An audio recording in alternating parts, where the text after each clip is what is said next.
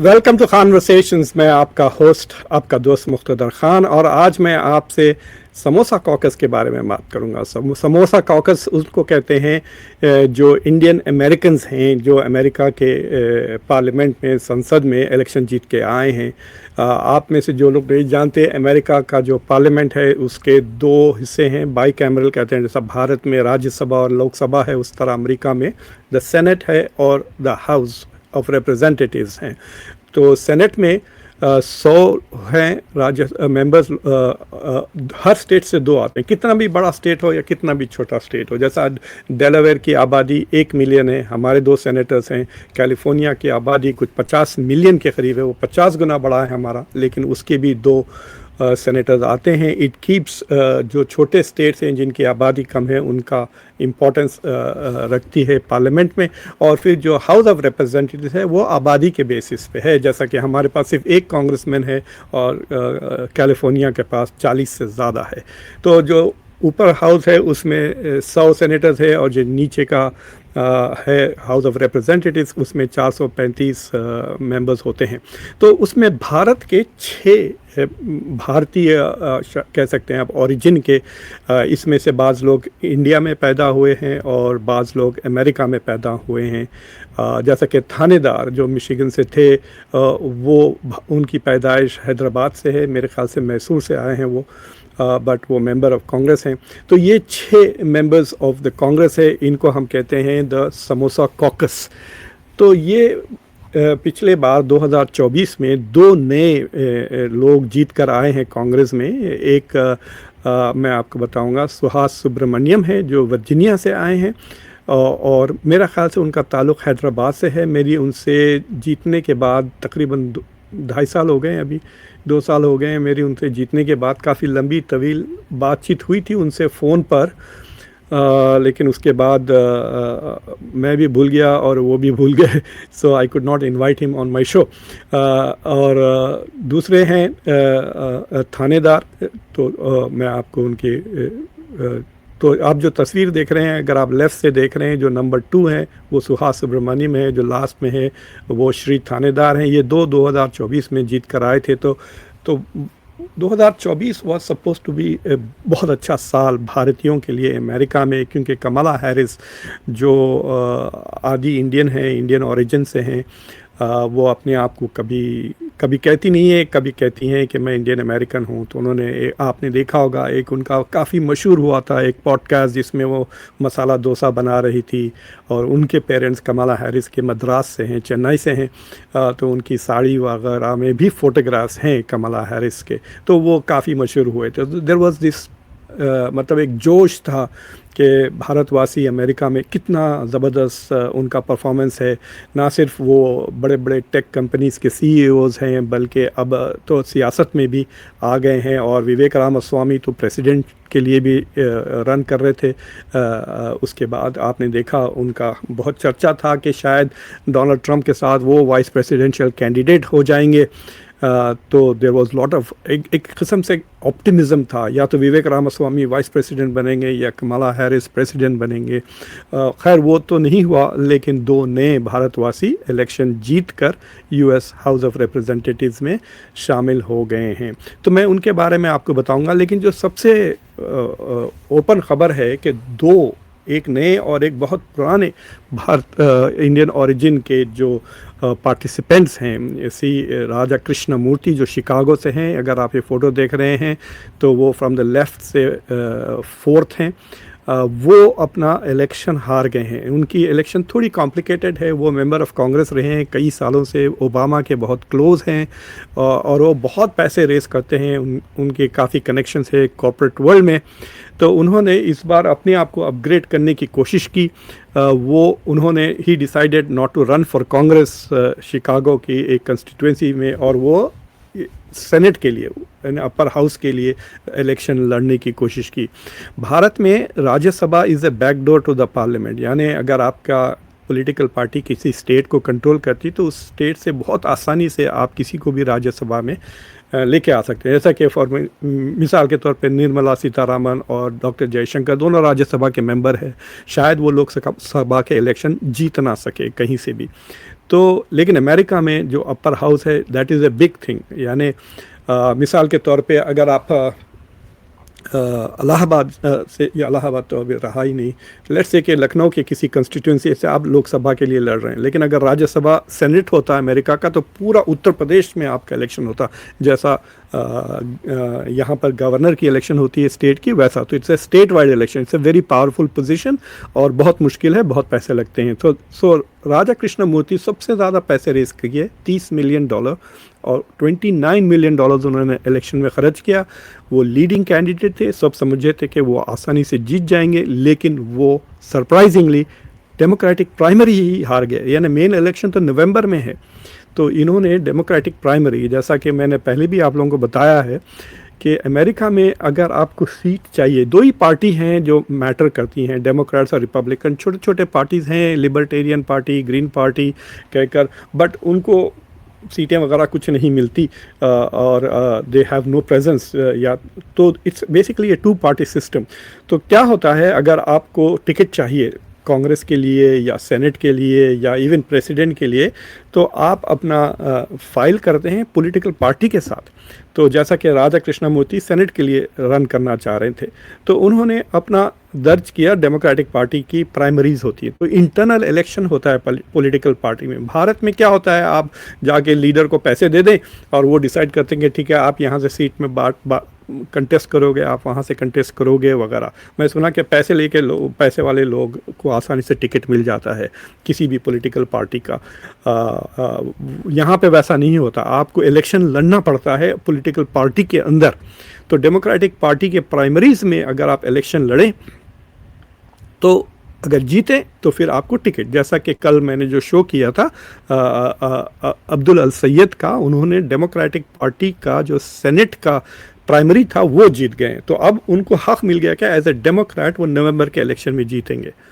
अब चाहे तो Raja Krishnamurthy as an independent लड़ सकते हैं इलेक्शन, लेकिन he will not be in the two party system. या तो वो रिपब्लिकन भी नहीं रहेंगे, डेमोक्रेट भी। रिपब्लिकन्स की भी प्राइमरी हो गई है एनीवे। तो वो बेसिकली उनका इलेक्शन, उन्होंने जो अपने आप को अपग्रेड करने की कोशिश की, वहाँ पे उन्होंने इलेक्शन हारा है। So keep that in mind. अलबत्ता थानेदार he lost his primary straight up, और उन्होंने डोनोवन मैकिनी नाम के एक बहुत ही प्रोग्रेसिव ममदानी टाइप पॉलिटिशियन से वो इलेक्शन हार गए हैं। सो बेसिकली ये हुआ है कि ये जो आपके सामने समोसा कॉकस नज़र आ रहा है जिसमें भारतीय 6 है, तो मैं क्विकली आपको इनके बारे में बता देता हूँ, because it's an important thing कि इस मुल्क में जहाँ अब इतना जीनोफोबिया, यानी जो बाहर से लोग आए हैं उनके खिलाफ नफ़रत फैल रही है, anti immigration sentiment Donald Trump ने और उनकी पार्टी और मैगा ने बहुत चढ़ा रखा है। आपने देखा होगा H1B के लिए हिंदुस्तानियों के ख़िलाफ़ नफ़रत काफ़ी टेक्सास में भी नज़र आ रही है। अभी एक वहाँ पे टेक्सास में एक छोटा सा मुद्दे पर आम के ऊपर कि $5 में आम बिकता है जो इंडिया से आता है, तो उसके ऊपर लेकर ये जो वाइट सुप्रेमेसिस्ट, रेसिस्ट, इस्लामोफोबिक कमेंटेटर्स है, उन्होंने भारतीयों पर भी काफ़ी नफ़रत भरी बातें की हैं। आप जाके देख सकते हैं। उनका नाम सारा गोंजाल्वेस नाम की औरत है जिन्होंने ये शो किया था। तो एक तरह से एंटी इमिग्रेशन सेंटिमेंट फैल रहा है इससे। तो ऐसे माहौल में इट इज़ वेरी इम्पॉर्टेंट कि पीपल ऑफ कलर, यानी जो वाइट नहीं हैं, जो प्रोग्रेसिव्स हैं, जो इमिग्रेंट्स हैं, कि वो इलेक्शन जीतें। इसलिए ममदानी का जो न्यूयॉर्क में इलेक्शन था, it was very very important. आप कितनी भी नफ़रत करें मुसलमानों से या ममदानी से, but his victory is beneficial for all brown people in America, आप उनके सपोर्टर हो ना हो, क्योंकि they are keeping white racism और एंटी इमिग्रेशन सेंटिमेंट और एंटी फॉरेनर सेंटिमेंट को दूर रख रहे हैं वो सेंटर में। सोचिए आप, अगर ऐसा शख्स जीत जाता जो मुसलमानों से नफ़रत करता है और ब्राउन लोगों से नफ़रत करता है, तो क्या वो हिंदुओं से प्यार करेगा? क्या वो बाहर से आए हुए क्रिश्चियनों से प्यार करेगा? नहीं। याद रखें, जो भी फॉरेन कंट्री में जो इस्लामोफोबिक है वो हिंदूफोबिक भी बनेगा, वो एंटी इमिग्रेंट भी बनेगा और वो एंटी ब्राउन पीपल भी बनेगा, क्योंकि एट द कोर वो रेसिस्ट है। एट द कोर हुए जी के जो जनरल नफरत करते हैं ना लोगों से कि आपकी रिलीजन का या मेरा नाम सुन के कि मेरा नाम खान है ये सुन के अगर आप मुझसे नफरत करते हैं then you are a racist person. तो आप सारे खानों से नफरत करोगे और फिर आप दूसरे लोगों से भी नफरत कर। सो दिस कोर ये this is always her right wing party में ऐसे ही लोग होते हैं जो दूसरों से नफरत करते हैं। तो नफरत भरे लोग को ये हरा रहे हैं। That is a big achievement जो ममदानी ने किया है और उसके वजह से काफ़ी नॉन वाइट लोग एडमिनिस्ट्रेशन में आए हैं। आप जाके देख सकते हैं न्यूयॉर्क के एडमिनिस्ट्रेशन में। सो एनीवे तो मैं आपको बताता हूँ ये जो 6 कैंडिडेट्स हैं उनके ताल्लुक से। So these are the 6 people.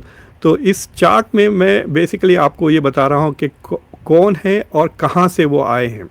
ठीक है। So this is an important एक सेकेंड दीजिए मुझे आई नीड। हाँ, तो जो पहले हैं उनका नाम है एमी बेरा। वो कैलिफोर्निया की 6th कंस्टिट्यूएंसी से जीते हैं और वो 2012 से अमेरिका के कांग्रेस के मेंबर हैं। तो एक तरह से आप कह सकते हैं कि ये सबसे सीनियर मेंबर हैं of the US Congress, Indian American. और ये प्रोग्रेसिव नहीं हैं, ये थोड़े से मॉडरेट से हैं। तो सियासतन आपको 2 चीज़ समझना चाहिए। अमेरिका में एक चीज़ है called the progressive caucus. Okay, ये लेफ्ट ऑफ सेंटर पॉलिटिक्स है। ये लेबर यूनियंस को सपोर्ट करता है, ये गरीबों की मदद करता है। जो सेंटर राइट होते हैं वो अमीरों के लिए काम करते हैं, उनके लिए टैक्स कट करते हैं, उनके लिए बेनिफिट्स करते हैं। जो लेफ़्ट ऑफ सेंटर होते हैं वो गरीबों के लिए काम करते हैं, वो यूनियंस के लिए काम करते हैं, वो औरतों के लिए काम करते हैं, वो जो मार्जिनलाइज्ड हैं इमिग्रेंट्स के लिए काम करते हैं। तो अगर आप प्रोग्रेसिव नहीं हैं मतलब आप बेसिकली अमीर कंपनीज़ के लिए, कॉरपोरेशंस के लिए और अमीर सोसाइटीज़ के लिए काम कर रहे हैं। तो अमी बेरा basically is like a moderate Republican कह सकते हैं उनको। तो वो प्रोग्रेसिव कॉकस के मेंबर नहीं है। तो अमेरिका के जो पार्लियामेंट में 400 से ज़्यादा मेंबर्स हैं लेकिन सिर्फ 100 से ज़्यादा अधिक लोग और प्रोग्रेसिव्स। तो अमी बेरा इज़ नॉट प्रोग्रेसिव। और ये अगर लास्ट कॉलम में देखेंगे तो आप ये एपैक से भी पैसे लेते हैं, यानी ये इज़राइल के सपोर्टर है अमेरिका में। दूसरी जो है वो प्रमिला जयपाल है। तो आपने प्रमिला जयपाल का नाम सुना होगा, बहुत पावरफुल हैं। पिछले साल वो प्रेसिडेंट थी, चेयरपर्सन थी ऑफ द प्रोग्रेसिव कॉकस, यानी बहुत इन्फ्लुएंशियल पर्सन है। हालांकि 2016 में ही आई हैं वो, सिर्फ 10 साल से वो यूएस कांग्रेस में है, but she is very important person. और काफ़ी मिनिमम वेज को ले लें, हेल्थ केयर को ले लें, एजुकेशन को ले लें, she is very very important. और ये प्रोग्रेसिव कॉकस की चेयरमैन भी है, चेयरमैन एमरिटस है इस साल। और what is also interesting about her कि ये इजरायली लॉबी के पैसे बिल्कुल नहीं लेती। रो खन्ना तो मेरे हीरो हैं, I like him a lot and if he runs for president तो मैं पूरी कोशिश करूँगा उनको जितना मैं सपोर्ट कर सकूँ। ये भी प्रोग्रेसिव हैं, ये भी वाइस चेयर रह चुके हैं प्रोग्रेसिव कॉकस के इन अमेरिकन पार्लियामेंट, और ये भी एपैक के पैसे नहीं लेते। आपने अभी देखा वो इज़राइल गए थे और उनके साथ बहुत बुरा सलूक किया गया बाय इज़राइली आर्मी, और वो बहुत स्ट्रॉन्ग है। मतलब he does not hesitate to say कि इज़राइल अमेरिका गाज़ा में जेनोसाइड कर रहा है। इज़राइल के लिए जो मिलिट्री एड जाती है जिससे वो बच्चों को मारता है। देखिए जो 4.25 साल में 4.5 साल के ये आप जो रशिया और यूक्रेन की जंग हुई है तो हज़ारों की तादाद में यूक्रेनियंस मारे गए, लेकिन जो बच्चे मारे गए हैं, जितने लोग मरे हैं यूक्रेन में, उसमें से सिर्फ 3% से कम बच्चे हैं। यानी अगर 100 यूक्रेनियंस मरे हैं जंग में तो 3 से कम बच्चे हैं। लेकिन गाज़ा में जो मरे हैं 37% तो सिर्फ बच्चे हैं। यानी अगर 100 लोग मरे हैं तो उसमें से 37 बच्चे हैं। इजराइल बच्चों को मारता है। तो ऐसे मुल्क को जो लॉबी सपोर्ट करती है उससे पैसे रो खन्ना ने बिल्कुल नहीं लिए। रो खन्ना 2028 में is definitely going to run for the president. जीते या नहीं ये मुश्किल है कहना कि क्या होगा, बट देखिए once you run for president क्या होता है। अगर AOC for example Alexandria Ocasio Cortez अगर जीत जाती है primary, then she may want to have a man as her vice president candidate. तो शायद Ro Khanna vice presidential candidate बन सकते हैं। We will see what happens इंशाल्लाह। राधा कृष्णमूर्ति ये सबसे पावरफुल ऑफ दिस ग्रुप थे। 2016 में इन्होंने भी जीता। ये ओबामा के बहुत करीब थे, बराक ओबामा के साथ ये बहुत एसोसिएटेड थे। इनका he is known for fund raising, बहुत ज़्यादा करते हैं। और ये प्रोग्रेसिव नहीं हैं, ये अपने आप को मॉडरेट हैं, ये मोदी के सपोर्टर थे। और हाउडी मोदी के इवेंट में ये पहुँचे थे ह्यूस्टन। और ये यहाँ के अमेरिका के जो हिंदुत्व ग्रुप्स हैं उनसे भी पैसे लेते हैं और इजरायली लॉबी से भी पैसे लेते हैं। ये बहुत बड़े सपोर्टर हैं इजराइल के। श्री थानेदार ये जो लास्ट टाइम जीते हैं, ये भी एक्चुअली ये काफ़ी उम्र हो गई इनकी, 70। I was very surprise. 1955 की पैदाइश है। ये पीएचडी है केमिस्ट्री में। बहुत पैसे इन्होंने कमाए हैं और अपने ही पैसों से लड़ते हैं election to a great extent. पहली बार जब इन्होंने जीता था अपने पैसों से जीता था। और ये बहुत ही इंटरेस्टिंग है। बाद मुद्दों पे ये बहुत प्रोग्रेसिव है। फॉर एग्ज़ाम्पल ये बहुत सख्ती से ईरान की जंग के ख़िलाफ़ है। और फिर मैं इनके बारे में बताऊंगा अभी तफसील से आपसे। और ये प्रोग्रेसिव कॉकस के मेंबर हैं और ये एपैक से भी पैसे लेते हैं। ये सिलसिला मैं आपको समझाऊंगा। अब फिर उसके बाद उन्हीं के साथ 2024 में सुहास सुब्रमण्यम इलेक्शन जीत के आए थे। इन्होंने कुछ नहीं किया, ज़्यादा अनाउंस नहीं किया। और ये भी एपैक से, इजरायली लॉबी से पैसे लेते हैं। ये प्रोग्रेसिव कॉकस के मेंबर नहीं हैं। इन्होंने अभी एक हिंदूफोबिया पे एक इवेंट करवाया था कांग्रेस में, तब इनको थोड़ा अटेंशन मिला, थोड़े फेमस हुए। वरना ही इज़ नॉट वेरी प्रोमिनेंट अभी, हालांकि वो अपनी सीट बहुत शानदार तरीके से जीत कर आए हैं। तो अब मैं आपको जो खबर दे रहा हूँ, जो प्राइमरीज अभी हुए हैं पिछले 3 महीने में, उसका नतीजा आपके सामने रखना चाहता हूँ। तो वो नतीजा ये है कि इंडियन अमेरिकन जो इलेक्शन में, ये 6 हैं इस वक्त यूएस कांग्रेस में। सेनेट में कोई भी इंडियन अमेरिकन अभी नहीं आया है। तो एमी बेरा अपना इलेक्शन जून में जीत चुके हैं प्राइमरीज, यानी अब वो नवंबर में मेन इलेक्शन लड़ेंगे, लेकिन वो जीत चुके हैं। जयपाल वो भी अपना प्राइमरी जीत चुकी हैं। रो खन्ना उन्होंने भी अपना प्राइमरी जीत गए हैं। और सुहास सुब्रमण्यम ने भी वर्जीनिया से वो अपना प्राइमरी जीत गए। यानी ये जो 4 लोग हैं, एमी बेरा, प्रमिला जयपाल, रो खन्ना और सुहास सुब्रमण्यम, ये चारों इलेक्शन लड़ेंगे नवंबर में, मेन इलेक्शन जो है रिपब्लिकन्स के खिलाफ। और अभी तक आप लोगों ने गौर कर लिया होगा कि इंडिया में तो बहुत राइट विंग पॉलिटिक्स चलती है हिंदुत्व की, लेकिन अमेरिका में ये सारे के सारे जो जीत के आए हैं कोई भी रिपब्लिकन पार्टी से नहीं है।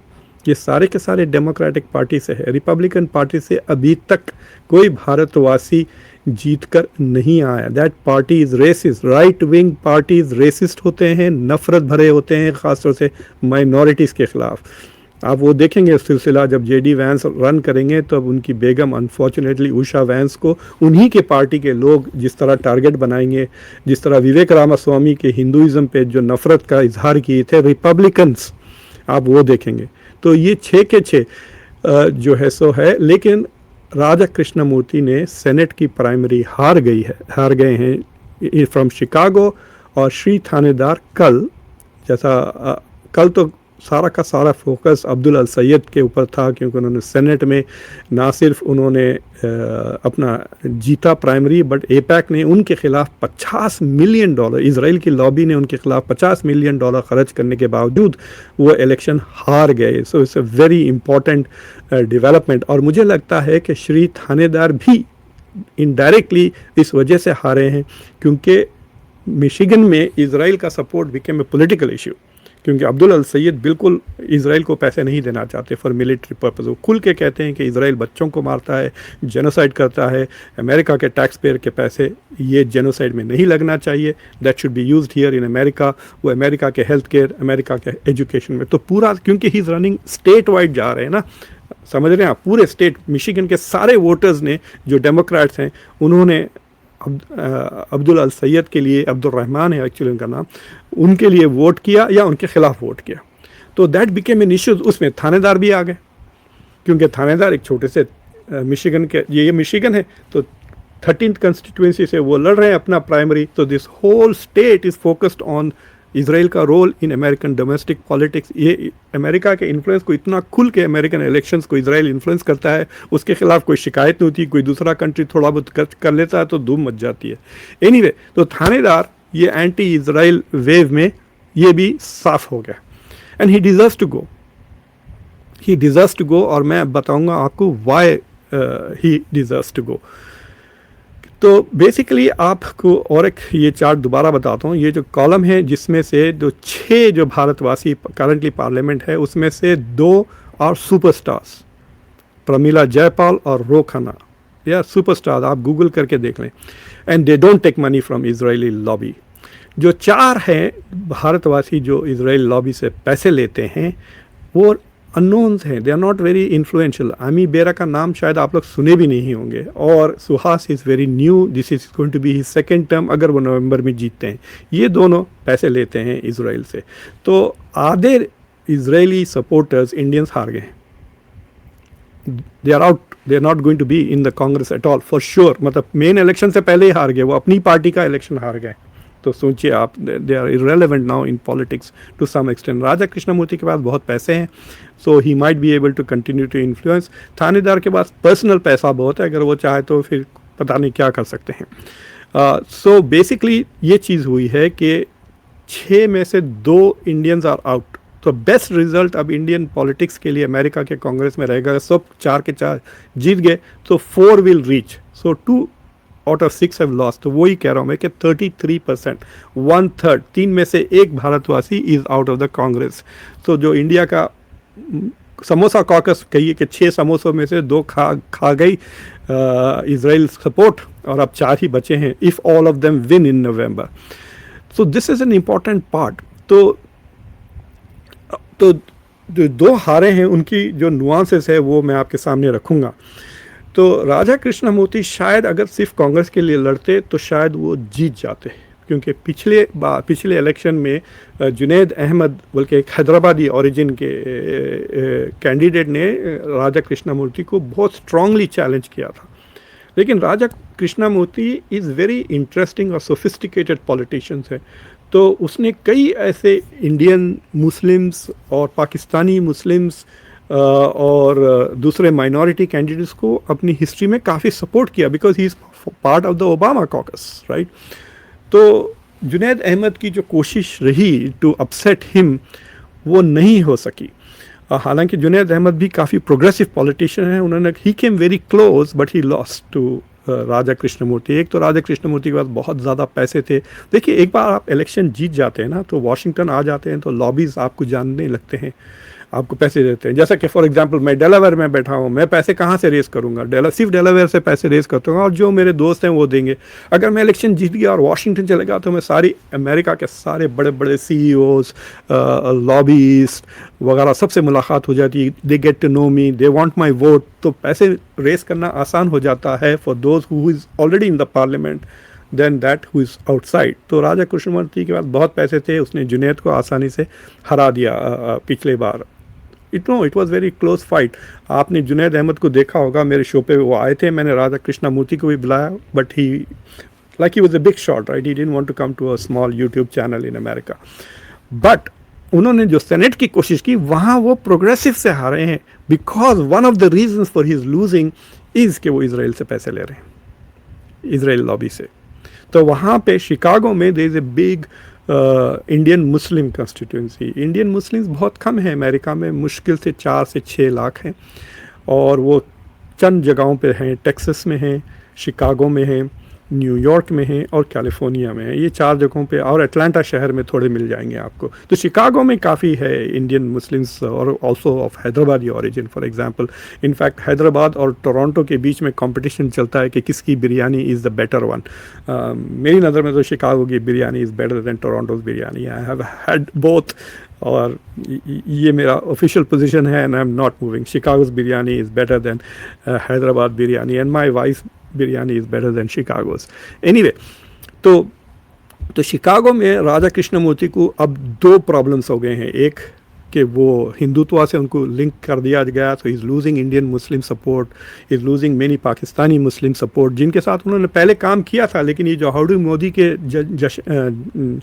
जश्न में वो गए हैं, उसके बाद से उनका एकदम stock with in the Muslim community went down and is losing those votes.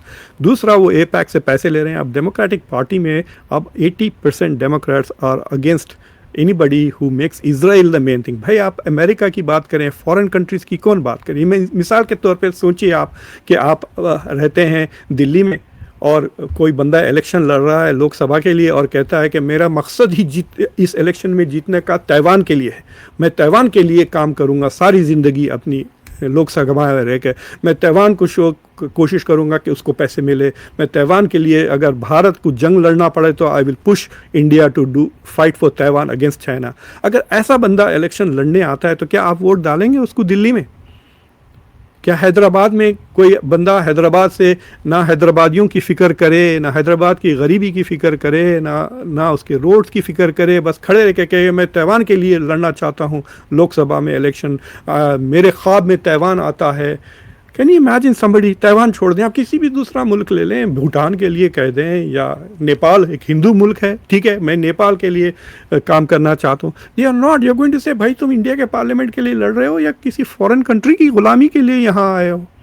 And that is what is happening. आप एपैक से क्यों पैसे लेते हैं? एपैक का एक ही एजेंडा है कि अमेरिका बगैर सवाल पूछे इसराइल को जो चाहे वो दे दे, पैसा दे दे, वीटो दे दे न्यूयॉर्क UN में, और उसको सपोर्ट करे पॉलिटिकली। ये मकसद है एपैक का। और फिर आप उससे पैसे क्यों ले रहे हो, और वो पैसे आपको क्यों दे रहा है? Unless you are voting for Israel. Thanedar का भी यही हाल था। थानेदार तो बड़ा दोगला इंसान है, तो उसके पास बहुत पैसे आ गए, उसने केमिस्ट्री में कुछ किया और उसने बहुत पैसे बनाए। तो उसने 2000 में ही डिसाइडेड, 2018 में वो गवर्नर बनना चाह रहे थे मिशिगन के। तो पैसा तो बहुत है, अब है उनकी उम्र 60 के ऊपर हो गए थे, अब वो he is currently 70 years old, so he wants to run for the governor of Michigan. तो उन्होंने क्या किया, कंसल्टेंट्स को बुलाया और पूछा मैं कौन सी पार्टी से बात करूं। Can you imagine this? ये इंडिया में होता है। देखिए, पॉलिटिकल पार्टीज़ के वैल्यूज़ होते हैं, उनके कुछ मूल होते हैं। इस वजह से आप अगर आप कम्युनिस्ट हैं तो communist party of India join करते हो, अगर आप हिंदुत्व में बिलीव करते हो, हिंदू नेशनलिस्ट है, तो आप बीजेपी ज्वाइन करते हो। लेकिन ये शख्स के पास कोई वैल्यूज़ ही नहीं है, इसने सिर्फ ये पूछा कि मैं क्या बनूं जीतने के लिए, क्या चांसेस है रिपब्लिकन बनने। सो कंसल्टेंट्स तो बड़े हैरान थे, वो जो कंसल्टेंट्स जिनको इन्होंने बुलाया था उनमें से कई उन्होंने बयान भी किए थे, ये है हमारी ज़िंदगी में ऐसा कोई सवाल नहीं पूछा। पीपल कम इन से कि मेरे ये वैल्यूज़ है, मैं गरीबों के लिए लड़ना चाहता हूँ, मैं हेल्थ केयर के लिए, जैसे अब्दुल सईद का number 1 is Medicare for all, यानी सबको हेल्थ केयर होनी चाहिए अमेरिका में। वो मेडिकल डॉक्टर भी हैं, PhD भी हैं अब्दुल अल सैयद इन एपिडेमियोलॉजी, यानी पब्लिक हेल्थ केयर में। तो उनकी पूरी करियर, उनकी लाइफ से आपको नज़र आता है कि this man cares about health care. और उसका सबसे बड़ा मुद्दा जिस पे वो लड़ रहे हैं, वो मुद्दा उनका इज़ मेडिकेयर फॉर ऑल। तो कोई सवाल ही नहीं उठता कि वो रिपब्लिकन बन के जीते। अगर उनको कंसल्टेंट्स कहते हैं नहीं आप रिपब्लिकन बन जाए, तो फिर उनको वो वैल्यू छोड़ना पड़ेगा। तो थानेदार के पास कोई वैल्यूज़ ही नहीं थे पॉलिटिकल। उन्होंने कंसल्टेंट से पूछा मैं कौन से पार्टी से लड़ूँ, तो उन्होंने कहा ठीक है आप डेमोक्रेट है। तो वो इलेक्शन हार गए बुरी तरह से, मतलब ऑब्वियसली। तो उन्होंने क्या किया, डेमोक्रेट गवर्नर तो नहीं बन सके स्टेट के, तो सबसे जो नीची वाली पोजीशन है which is the member of the state assembly, यानी MLA। तो MLA के सीट के लिए उन्होंने 2020 में इलेक्शन लड़ा। तो MLA के इलेक्शन के दौरान उन्होंने इजराइल की काफ़ी तनकीद की। तो मुझे लगता है कि उनकी कंस्टिट्यूंसी में अरब हैं, मिशिगन में बहुत सारे अरब लोग रहते हैं, ख़ासतौर से डियरबोन वगैरह। मैं मिशिगन में 5 साल था, तो I am quite familiar with the constituencies वहाँ पर। तो थानेदार की जो कंस्टिट्यूंसी है वो प्रोग्रेसिव कंस्टिट्यूंसी है, तो उसमें उन्होंने बड़ी बड़ी बातें की। Israel is an apartheid state, यानी स्टेट जो रेसिज्म पर बेसिस से एक नस्ल के लोगों के लिए एक लॉज, दूसरी नस्ल के लोगों के लिए अलग लॉज। जैसा इंडिया में अनटचेबल दलित के साथ बुरा ट्रीटमेंट करते हैं, वैसा इजराइल फ़लस्तीनियों के साथ करता है। तो उसके ख़िलाफ़ थानेदार ने बड़े बड़े बयान दिए कि Israel is an apartheid state वगैरह, और वो जीत गए इलेक्शन, बन गए MLA। उसके 2 साल बाद उन्होंने 2024 में वो ही रैन फॉर द कांग्रेस। अब वो पूरा पलट गए, अब वो प्रो इजराइल हो गए हैं, अब भी बहुत प्रो इजराइल हैं, इजराइल के सपोर्ट में बयाना देते हैं और इजराइल लॉबी से पैसे लेते हैं। जैसे ही उन्होंने इजराइल की लॉबी से पैसे लेना शुरू किया, उनकी पॉपुलैरिटी ख़त्म और वो he is out of the Congress. और मुझे नहीं लगता कि थानेदार वापस आएंगे। Raja Krishnamoorthi is talented guy, he is sophisticated, more nuanced, he may come back in some form, I don't know how, Senate में या वापस वो कांग्रेस को तो नहीं जा सकते, वो सीट कोई और जीत गया है, जीत जाएगा मतलब नवंबर में, बट द प्राइमरीज तो हो चुके हैं शिकागो के। So I don't know what he is going to do, वो पब्लिक पॉलिसी में आ जाएंगे या प्राइवेट सेक्टर में चले जाएंगे। बहुत अमीर आदमी है, he will make lot of money, but Thanedar is done, he is already 70 or sir. तो बात यह है कि सिंपल सी सवाल है कि जिन लोगों ने बहुत खुलकर इजराइल का सपोर्ट किया वो अब कांग्रेस के बाहर है इन द डेमोक्रेटिक पार्टी। मैं आपको एक और मिसाल दूंगा, उसके बाद then I will end this presentation. तो यहाँ पर एक लॉ पास करने की कोशिश की गई इन अमेरिका, और वो लॉ था थॉमस क्या नाम है इनका, ये थॉमस मैसी नाम के रिपब्लिकन, वो अपना प्राइमरी हार चुके हैं। यहाँ पर भी इजरायली लॉबी ने बहुत पैसे खर्च की। तो ये न्यूज़वीक का आर्टिकल है, आप ये जाके पढ़ सकते हैं। तो इस न्यूज़वीक आर्टिकल ने तो थॉमस मैसी का आप अमेंडमेंट बता देता हूँ। तो उन्होंने कहा कि इजराइल को मिलिट्री एड अब देना नहीं चाहिए, क्योंकि हम इजराइल को हर साल $4 बिलियन के करीब देते हैं। $4 बिलियन, बहुत छोटा सा मुल्क है वो, ठीक है, सिर्फ 9 मिलियन उसकी आबादी है। 9 मिलियन के लिए $4 बिलियन हम देते हैं, यानी हज़ारों डॉलर हम पर सिटीज़न देते हैं इजराइल के ओपनली। फिर जब से इजराइल जेनोसाइड शुरू किया है, जाते जाते जो बाइडन ने $18 बिलियन के करीब उनको पैसे दिए और बहुत सारे हथियार दे के गए। डोनाल्ड ट्रंप जब से आए हैं उन्होंने $12 बिलियन दे दिया इजराइल को पिछले 1 साल में, और इजराइल के लिए ईरान में जंग लड़ रहे हैं, that is also close to $100 billion हमने इतना पैसा हम इजराइल के लिए खर्च कर रहे हैं, यहाँ एजुकेशन पे नहीं, हेल्थ केयर पे नहीं। तो मैसी ने ये अमेंडमेंट इंट्रोड्यूस किया, एक बिल जिसके मुताबिक इजराइल को मिलिट्री एड नहीं जाएगी। तो उसमें से जो डेमोक्रेट्स ने उस बिल के ख़िलाफ़ यानी प्रो इजराइल वोट डाला, आपको मैं उनके नाम दिखा रहा हूँ इस बिल में। This is what the bill is. तो अगर आप देखें, list of Democrats voting against cut to Israel aid as base turns on ally. तो कहाँ है भाई, आ जाए विच डेमोक्रेट्स वोटेड। तो ये लिस्ट है वो सारे डेमोक्रेट्स की जिन्होंने प्रो इजराइल वोट डाला, ठीक है। और इसमें आप देख सकते हैं the people who are there, if you keep going down, Raja Krishnamoorthi, इन्होंने प्रो इजराइल वोट डाला, he is out of Congress. उसके बाद आप देखें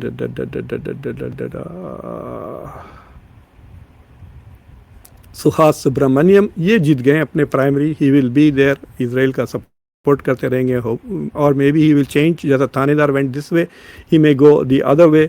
और थानेदार का भी नाम है, वेयर विल, यहाँ देखिए, श्री थानेदार सुब्रमण्यम और राजा कृष्णमूर्ति और अमीर बेरी ने भी वोट डाला शायद इसका। Oh, he didn't vote, oh that is so interesting. चलें, ही इज़ नॉट देयर, शायद वो एब्सटेन करें। सो बट जिन्होंने इजराइल का सपोर्ट किया उसमें से 2 अभी हैं और आधे, so basically half of Israeli supporters have been wiped out. इससे भारत के लिए इट वाज इम्पॉर्टेंट कि ये लोग भारत में रहे। फॉर एग्जांपल, एक डोनाल्ड ट्रंप ने एक बयान दिया था which was very much against Narendra Modi. उन्होंने एक इंसल्टिंग तरीके से नरेंद्र मोदी के बारे में बात किया था, जो इंडिया के प्राइम मिनिस्टर हैं। तो राजा कृष्णमूर्ति ने पब्लिकली बयान दिया था, he stood up for Modi. So you want people like this in the parliament, जो अपने मुल्क के लिए, लेकिन ये तीसरे मुल्क के लिए अपनी सीटें खो दी हैं। तो अमेरिका की पॉलिटिक्स बहुत बदल रही है। 2026 के इलेक्शन में is going to be very interesting. अगर अब्दुर्रहमान अल सैयद जीत जाते हैं मिशिगन से, तो is going to make a huge effect. Zohran Mamdani ने जो एक सिलसिला शुरू किया है कि ये प्रोग्रेसिव्स हैं, basically these are America first Democrats. So ये एक बहुत बड़ा डेवलपमेंट है और मुझे लगता है कि इज़राइल की जो सपोर्ट में लगे हुए हैं, खुद इंडिया के प्राइम मिनिस्टर ने जेरूसलम में जाके कहा कि हम फुल कन्विक्शन कहता हूँ आई एम विद इज़राइल। इसका लॉन्ग टर्म असर ये होगा कि इज़राइल तो अब पराया मुल्क बन रहा है, अमेरिका के सपोर्ट की वजह से वो बच रहा है। बट यूरोप में भी अब देखिए, फॉर मिसाल के तौर पे नेतन्याहू बहुत कम मुल्क में जा सकते हैं, सिर्फ अमेरिका आ सकते हैं, शायद वो इंडिया जा सकते हैं। इंडिया तो जाने से वो डरते हैं सिक्योरिटी की वजह से, उन्होंने मना भी कर दिया। But there are very few countries जहाँ वो जा सकते हैं। अगर वो यूरोप में कहीं गए अरेस्ट हो जाएंगे, कनाडा जाएंगे अरेस्ट हो जाएंगे, मेक्सिको जाएंगे अरेस्ट हो जाएंगे, अफ्रीका में कहीं भी जाएंगे अरेस्ट हो जाएंगे। यानी थू कर रही है सारी दुनिया उनको, और उनके साथ खड़े रह रहे हैं ये लोग, क्योंकि इज़राइल के सपोर्ट में बहुत सारे बिलियनर्स हैं और उनके पैसों की वजह से ये अपना ज़मीर, ये अपना कॉन्शियसनेस बेच कर सियासत में आ रहे हैं। सियासत इतनी गंदी हो गई आजकल, पैसा इतना आ गया है कि मैं इलेक्शन लफ्ज़ के बजाय ऑक्शन लफ्ज़, कि ये सीट का ऑक्शन हो रहा है, जिसके पास ज़्यादा पैसे हैं वो लेके आ जाए। फॉर एग्ज़ाम्पल अभी जो मिशिगन में जो मुश्किल से जो जीते हैं, 1% वोट से जीते हैं अल सैयद, यानी उनको मिले 5,90,000 वोट कुछ, और उनके ओपोनेंट को 5,70,000 के करीब, सिर्फ 14,000 वोटों से वो जीते हैं। लेकिन उनके ख़िलाफ़ इजरायली लॉबी ने तकरीबन $50 मिलियन खर्च किए थे। So this is a big development. और सो मैं आपको बताना चाह रहा हूँ कि 1/3 इंडिया का कॉकस कम हो जाएगा, 6 से 4 हो जाएगा इन द कांग्रेस। और सवाल ये है कि क्या ये इज़राइल की सपोर्ट की ये कॉस्ट है। Thank you very much for watching conversations. अगर आपने अभी तक चैनल को सब्सक्राइब नहीं किया है तो चैनल को सब्सक्राइब करें, वीडियो को लाइक करें, बेल आइकॉन ज़रूर दबाएं और इस वीडियो को दूसरों के साथ ज़रूर शेयर करें। अंटिल नेक्स्ट टाइम, मैं आपका होस्ट, आपका दोस्त मुख्तदर खान। Take care.